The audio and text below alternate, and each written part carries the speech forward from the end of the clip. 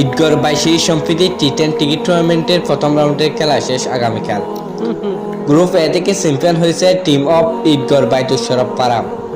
সেমিফাইনালে তাদের বিরুদ্ধে মোকাবেলা করবে গ্রুপ বি এর রানসাব বাইশারি নাইসবুনিয়া টিকিট টিম।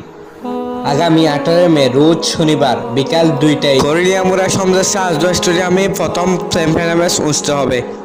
প্রতিটি টিমে বাইরের নামি দামি অলরাউন্ডার খেলোয়াড় অংশগ্রহণ করবেন। আগামী 19 মে রোজ রবিবার দ্বিতীয় সেমিফাইনাল অনুষ্ঠিত হবে। মোকাবেলা করবেন টিম অফ ঈদগড় দুমচাকাটা আর বাইশারি টাইগার্স। আজকের দিনে প্রথম ম্যাচে বাইশারি স্কুল অ্যান্ড কলেজ মাঠে অনুষ্ঠিত খেলায় বাইশারি টাইগার্স 63 রানে জয়লাভ করে। খেলা শেষে সৌদি প্রবাসী বিশিষ্ট সমাজসেবক আলহাজ বিন শামসুর পক্ষ থেকে ম্যান অব দ্য ম্যাচের শুভেচ্ছা গ্রহণ করেন টিম অফ বাইশারি টাইগার্সের খেলোয়াড় মোহাম্মদ ইমরান। আর দিনের অপর ম্যাচে নাইসবুনিয়াকে হারিয়ে